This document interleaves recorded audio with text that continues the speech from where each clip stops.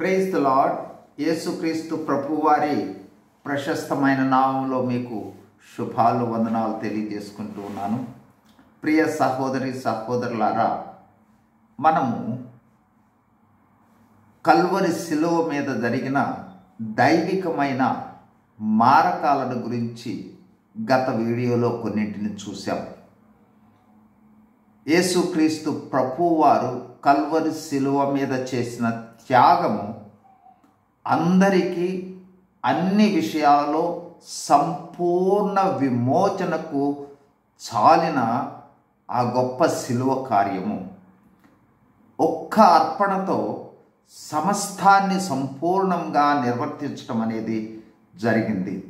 అన్ని విషయాలలో చాలిన అర్పణ లేదా శిలువ బలియాగం. ఇది సంపూర్ణమైన అర్పణ. ఇంకా ఏది మిగల్చలేదు. ఆ అర్పణ ద్వారా సంపూర్ణంగా మానవ విమోచన అనేది జరిగింది అనే విషయాన్ని జ్ఞాపకం చేసుకుంటూ వస్తూ ఉన్నాం. కల్వరి శిలువ మీద జరిగిన మారకాలలో గత వీడియోలో 6 మారకాలను చూసాము. అందులో ఒకటి, యేసుక్రీస్తు ప్రభువారు శిక్ష పొందాడు, మనము క్షమించబడ్డాం. ఆయన పొందిన శిక్ష ద్వారా మనము క్షమించబడ్డాం. అంటే శిక్ష పొందవలసినది మనమైతే ఆయన శిక్షింపబడ్డాడు, మనము క్షమించబడ్డాం. అదేవిధంగా గాయపరచబడవలసినది మనమైతే మనకు బదులుగా ఆయన గాయపరచబడ్డాడు, మనకు స్వస్థత కలిగింది. మూడవదిగా, మన పాపములన్నీ ఆయన మీద వేయటం జరిగింది. అంటే పాపము చేసింది మనము, మన పాపమంతా ఆయన మీదకు మారకం చేయబడింది. ఆయన యొక్క నీతి మన మీదకు రావటం జరిగింది. మూడవది. నాలుగవది, యేసుక్రీస్తు ప్రభు మనకు ప్రతిగా మరణం పొందాడు. ఆయన యొక్క జీవం అంటే నిత్య జీవానికి మనము వారసులమయ్యాము. అదేవిధంగా మన శాపాలన్నీ కూడా ఆయన మీదకు వెళ్ళినవి. ఆయనలో నుండి ఆశీర్వాదాలన్నీ కూడా మనకు రావడం జరిగింది. యేసుక్రీస్తు ప్రభు తాను దరిద్రుడిగా మార్చబడ్డాడు. అంటే ఇంకొక విధంగా చెప్పాలి అన్నట్లయితే రిక్తుడయ్యాడు. తద్వారా మనము ఆయన యొక్క సమృద్ధిని పొందుకోవడం జరిగింది. ఇప్పుడు 7వ మారకాన్ని గురించి చూడబోతా ఉన్నాం. చూడండి, మత్తయి సువార్త 27వ అధ్యాయము 46వ వచనం. మత్తయి సువార్త 27వ అధ్యాయము 46వ. ఇంచుమించు 3 గంటలప్పుడు యేసు ఏలీ ఏలీ లామా సబక్తాని అని బిగ్గరగా కేక వేసెను. ఆ మాటకు నా దేవా నా దేవా నన్నెందుకు చేయి విడిచితివని అర్థము. ఈ వాక్యాన్ని మనం గమనించినట్లయితే యేసుక్రీస్తు ప్రభు వారు విడిచిపెట్టబడ్డాడు, చెయ్యి వదిలిపెట్టాడు దేవుడు. ఎందుకోసమంటే ఆయన చేతిని విడిచి మన చేతిని పట్టుకోవాలని. కాబట్టి ఆ విధంగా వాస్తవానికి పాపము చేత విడిచిపెట్టబడవలసినది మనమైతే ఆయన పాపంగా చేయబడుట చేత ఆయన చేతిని విడిచిపెట్టి మన చేతిని పట్టుకోవటం జరిగింది. కాబట్టి ఇక్కడ జరిగిన మార్గం ఏమిటంటే ఆయన యేసుక్రీస్తు ప్రభువు వారి చేతిని విడిచిపెట్టి మన చేతిని పట్టుకోవడం జరిగింది. చూడండి, ఇప్పుడు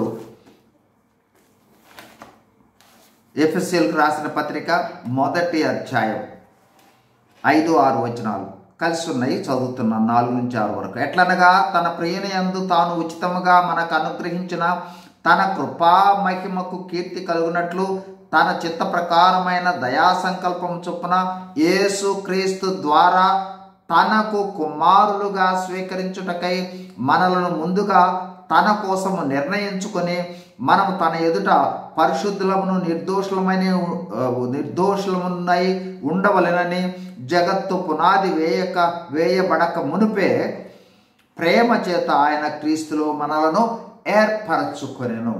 కాబట్టి యేసుక్రీస్తు ప్రభువులో మనలను ఏర్పరచుకొని యేసుక్రీస్తు ప్రభు వారి చెయ్యి విడిచిపెట్టడం ద్వారా మన చేతులను పట్టుకునే అనుభవంలోనికి ఆ మారకము కల్వరి శిలువ మీద జరిగింది.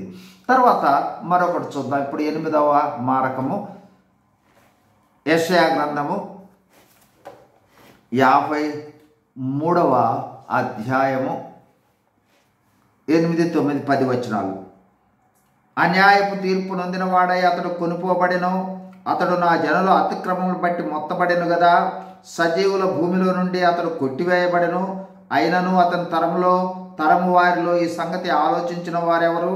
అతడు మరణమైనప్పుడు భక్తిహీనులతో అతనికి సమాధి నియమింపబడెను. ధనవంతుని యొద్ద అతడు ఉంచబడెను. నిశ్చయముగా అతడు అన్యాయమేమీ చేయలేదు. అతని నోట ఏ కపటమును లేదు.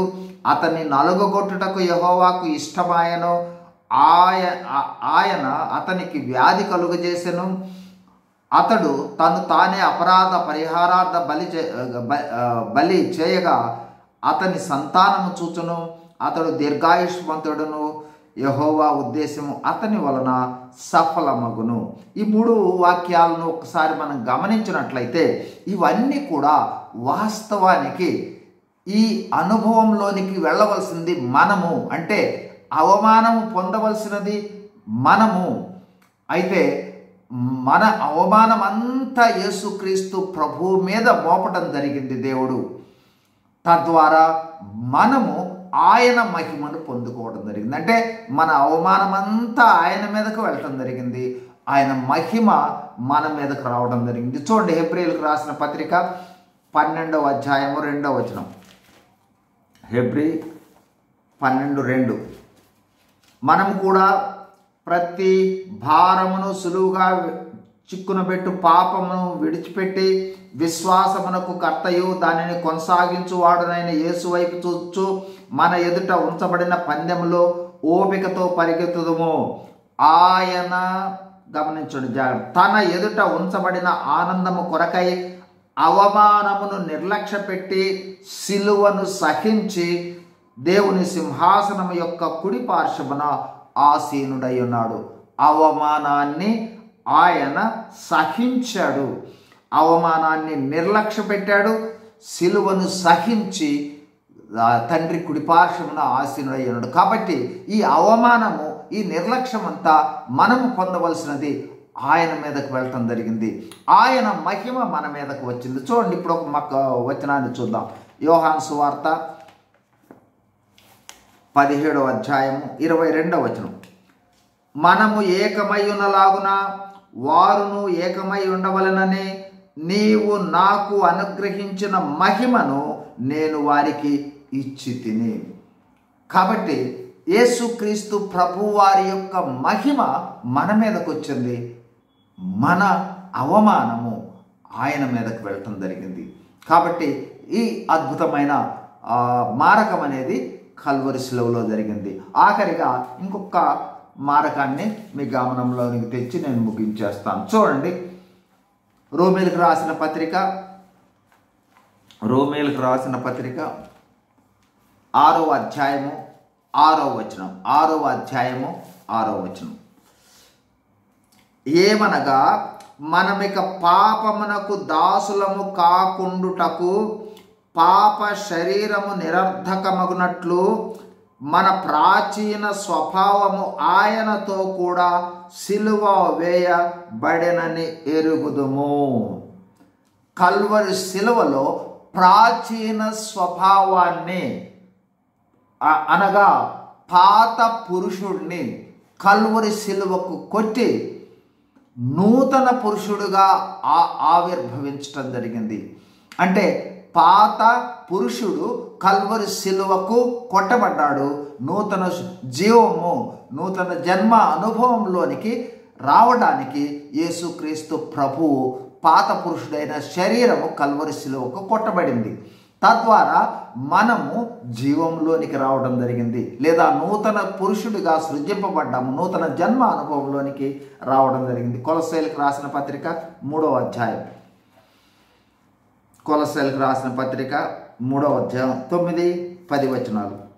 ఒకనితో ఒకడు అబద్ధమాడకుడి, ఏలయనగా మన ప్రాచీన స్వభావమును దాని క్రియలతో కూడా మీరు పరిత్యజించి జ్ఞానము కలుగు నిమిత్తము దానిని సృష్టించిన వాని పోలిక చొప్పున నూతన పరచబడుచున్న నవీన స్వభావమును ధరించుకొని ఉన్నారు.